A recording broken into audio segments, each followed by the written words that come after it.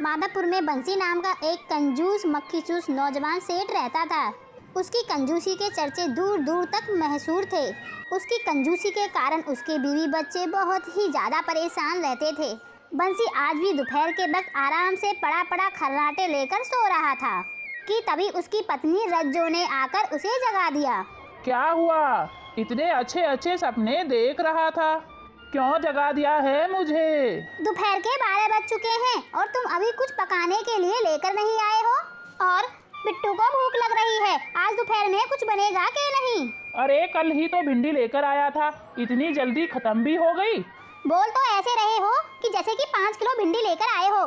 तुम जो भिंडी लेकर आए थे उसमें आधे से ज्यादा तो खराब ही निकल गई थी।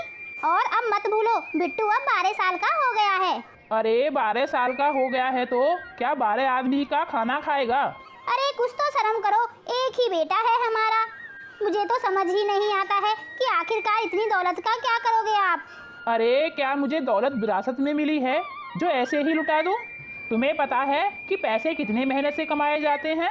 और अब सुबह सुबह मुझे लेक्चर मत दो, जाता हूँ बाजार। सुबह नहीं दोपहर बोलिए जी। और सुनो, बाजार में जाकर कल की तरह खराब सब्जी मत लेके आना। सस्ते के चक्कर में तुम ये भी नहीं देखते हो कि कौन सी सब्जी खराब है और कौन सी सही। बस पैसे बचाकर उसे उठा लाते हो। अरे जिसे तुम खराब कह रही हो ना, वो सब्जी खराब नहीं होती है, बस थोड़े से दाग ही लगे होते हैं उसमें।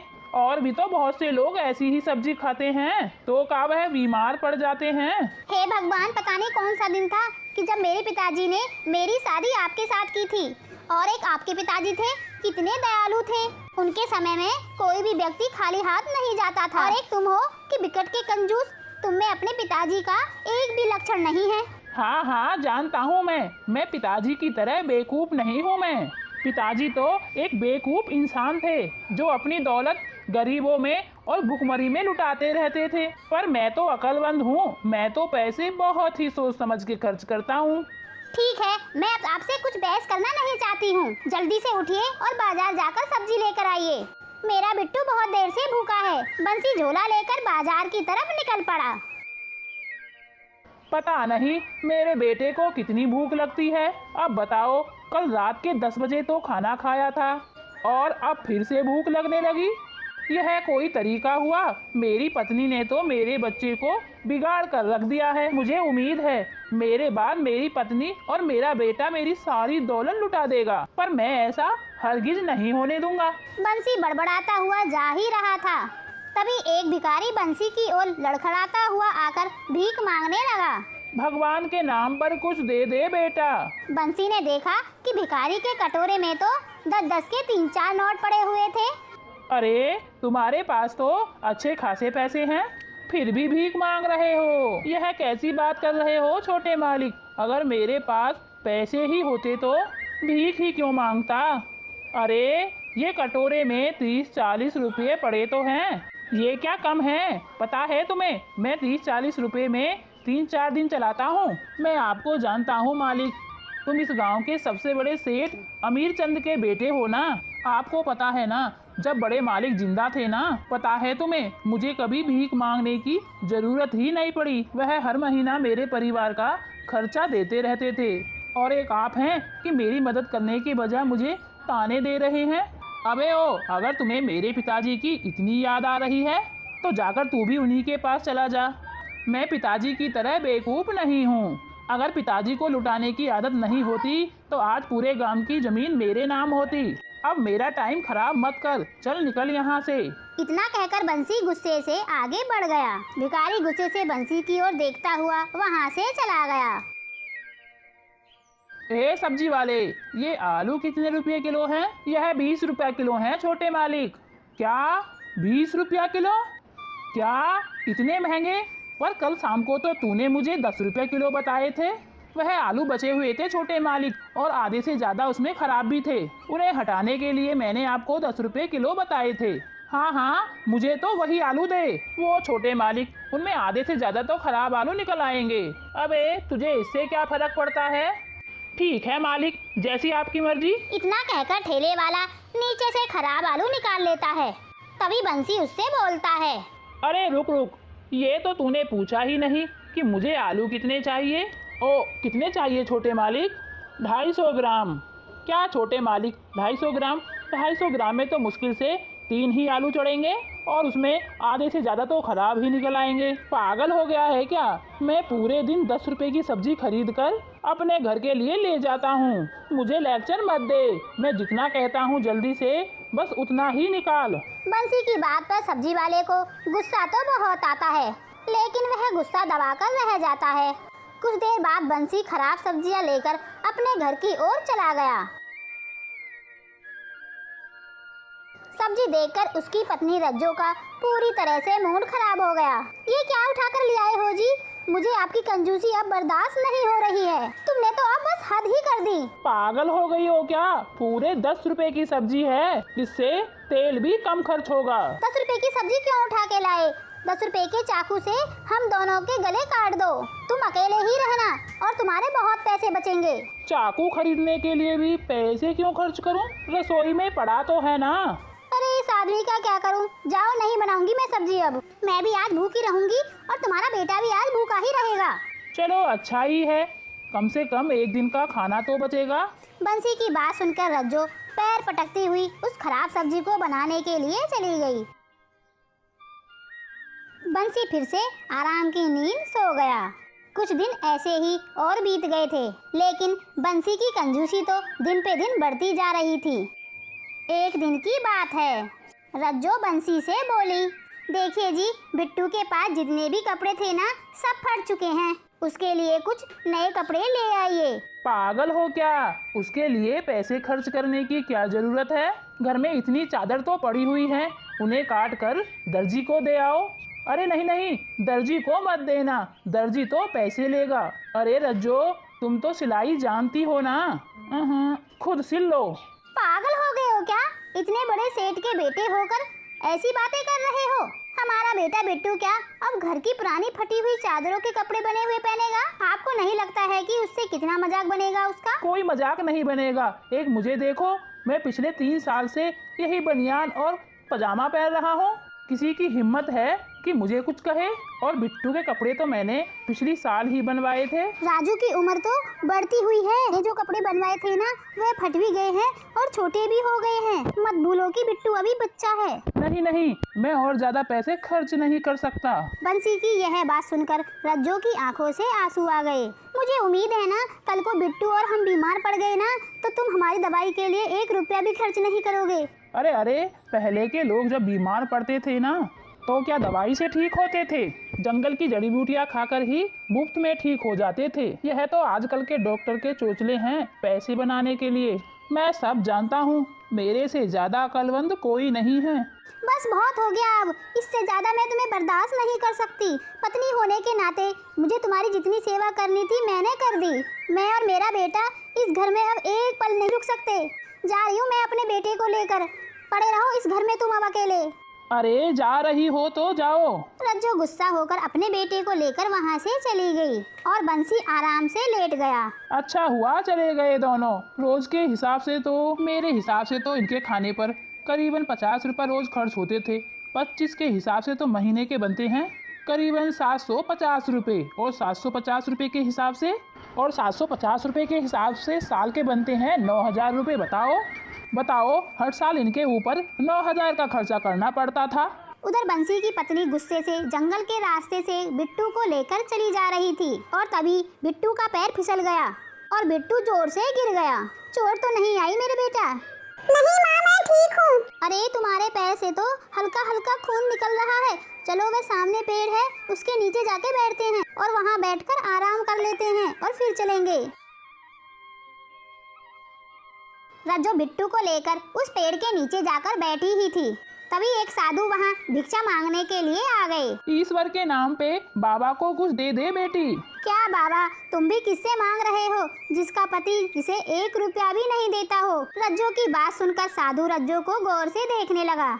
मैं तुझे जानता हूँ, तू सेठ अमीर चंद की बहू है ना? अरे आप तो सचमुच मुझे जानते हैं, आपने सही पहचाना। वो बहुत ही अच्छे व्यक्ति थे। वह हर महीना साधुओं को जलपान कराते थे और उनकी खूब सेवा किया करते थे। हाँ, लेकिन उनके इस दुनिया से जाने के बाद उनके बेटे ने इस परंपरा को तोड़ दिया। वह तो दान देने में बहुत ही ज्यादा मशहूर थे और उनका बेटा है एक कंजूस, इतना कंजूस है कि दौलत होने के कारण भी अपने बेटे के लिए एक कपड़ा भी नहीं बनवा सकते हैं। लगता है कि तुम अपने पति से बहुत ही ज्यादा परेशान हो। वैसे मैंने तो उसकी कंजूसी के चर्चे सुने हैं। सिर्फ तुम ही नहीं बल्कि सारा गांव उसकी कंजूसी से परेशान है। जाओ बेटी जाओ, घर जाओ, कल से तुम्हारा आदमी सुधर जाएगा। सच में बाबा? साधु ने रहस्यमय अंदाज में मुस्कुराकर कहा। हाँ बेटा, सच में। साधु के कहने पर रज्जो तुरंत ही अपने घर को वापस चली गई।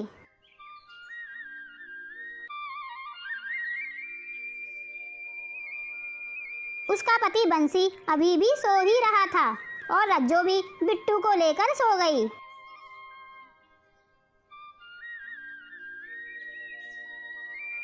सुबह के वक्त किसी ने बंसी का दरवाजा खटखटाया। रज्जो ने जाकर दरवाजा खोल दिया, लेकिन सामने खड़े व्यक्ति को देखकर रज्जो बुरी तरह से हैरान रह गई। उसने देखा कि उसके पति का हमशक्ल खड़ा हुआ दरवाजे पर मुस्कुरा रहा था। दैया रे दैया, तुम तो अंदर सो रहे थे। क्या एक ही रात में कंजूसी के साथ साथ जादूगरी भी सीख ली क्या तुमने? मुझे अंदर आने के लिए नहीं कहोगी भाभी? भाभी? पर मेरा तो कोई भी देवर नहीं है। मुझे अंदर तो आने दो, बैठकर बात करते हैं। उस व्यक्ति के कहने पर रज्जो वहाँ से हट गई। बंसी गहरी नींद में सो रहा था। सुरमा तो मैंने बहुत देखे हैं, लेकिन तुम तो हूबहू बिल्कुल इनके जैसे हो। मेरा नाम चंदू है भाभी, मैं आपका देवर हूँ और बंसी भैया का जुड़वा भाई। इतना कहकर चंदू ने बंसी को सोते से उठा दिया। अरे रज्जो, तू तो अपने घर चली गई थी, फिर वापस क्यों आ गई? आंखें तो खोलो भाई, मैं देखो तुम्हारा जुड़वा भाई। अपने घर में किसी और आदमी की आवाज सुनकर बंसी एकदम से उठकर बैठ गया, मगर सामने अपने हमशक्ल को देखकर वह बुरी तरह से हैरान होकर बोला। कौन है तू? मैं तुम्हारा जुड़वा भाई हूँ। मेरा जुड़वा भाई? पागल हो गया है क्या? मैं अपने पिताजी की इकलौती संतान हूँ, मेरा कोई भाई नहीं है। नहीं भैया, आपको कोई गलतफहमी हुई है। पिताजी ने कभी आपको इस बारे में बताया नहीं। पिताजी ने मुझे बचपन से ही यहाँ से अलग रखा था, पर मुझे कुछ दिन पहले ही पता चला कि पिताजी अपनी सारी जायदाद मेरे नाम पर कर गए, इसलिए मैं तुरंत दौड़ा चला आया यहाँ। अरे तेरा दिमाग तो ठीक है, यह सारी दौलत मेरी है। तू जरूर कोई बहरूपिया है जो मेरी दौलत लूटने आया है। ऐसी बात नहीं है बंसी भैया, मेरे पास सारी जायदाद के कागज हैं। इतना कहकर चंदू ने अपने बैग से कुछ कागजात निकालकर बंसी के सामने रख दिए। इसे देखिए, इस कागजातों में मेरे नाम के साइन लगे हुए हैं। पिताजी ने मेरे साइन लिए थे। पिताजी बहुत ही दयालु थे बंसी भैया, और मैं भी उन्हीं पर गया हूँ। मैं यह सारी दौलत सारे गांव वालों में बांट दूंगा। पिताजी की आत्मा को कुछ तो शांति मिलेगी। क्या खाक शांति मिलेगी? मान ना मान, तू मेरा मेहमान और मैं तो तुम्हें जानता तक नहीं। और यह कागज तो फर्जी हैं। चंदू और बंसी आपस में बहुत ही बुरी तरह से झगड़ने लगे। बंसी तो मानने को तैयार ही नहीं था कि चंदू उसका भाई है। वह सारा नजारा हैरत से बिट्टू और रज्जो देख रहे थे। बात इतनी बढ़ गई थी कि उन्हें गांव के मुखिया के पास जाना पड़ा। सारा गांव वहां पर मौजूद था और इन दोनों भाइयों को हैरत से देख रहा था। मुखिया वसीयतनामा देखकर बंसी से बोले। वसीयत में तेरे पिताजी यानी सेठ अमीर चंद के हस्ताक्षर हैं और इसकी शक्ल तो हूबहू तुझसे मिलती है। अभी जो सारी संपत्ति का मालिक तो यह है। की बात कर रहे हो मुखिया जी आप? मैं कोई अपनी तरफ से नहीं कह रहा हूँ। बंसी, अरे इसके पास तो सारे कागजात हैं और वह सब असली हैं, समझे? और अब इसकी मर्जी है कि यह दौलत को दान करे या अपने पास रखे या फिर वह तुम्हें दे दे, समझे?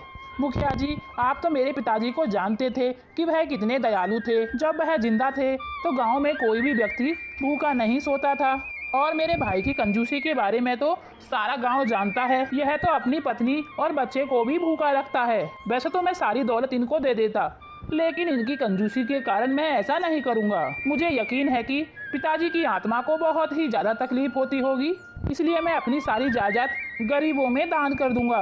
चंदू की बात सुनकर बंसी चंदू के कदमों में गिरकर बोला। ऐसा मत करो भाई, अगर तुम सारी जायदाद और सब कुछ दान कर दोगे, मेरी पत्नी और मेरे बच्चों का क्या होगा?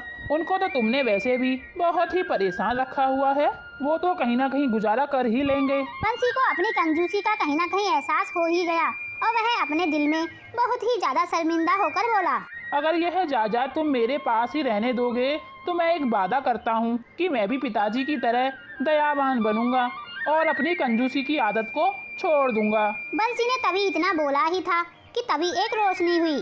चंदू के चेहरे पर रोशनी हुई और देखते ही देखते चंदू एक साधु में परिवर्तित हो गया, जिस साधु से बंसी की पत्नी की मुलाकात जंगल में हुई थी। यह देखकर बंसी की पत्नी रज्जो हैरत में रह गई। तेरी आंखें बता रही हैं कि तू अपनी गलती का कहीं ना कहीं पश्चाताप कर रहा है। यह तो सारा नाटक मैंने तुझे सुधारने के लिए किया था ताकि तेरी आंखें खुल जाए। रज्जो तुरंत ही साधु के सामने जाकर बोली, मुझे नहीं मालूम था कि आप इतने पहुँचे हुए साधु हैं। मैं कोई मामूली साधु नहीं हूँ बेटा, बल्कि मैं एक मायावी साधु हूँ।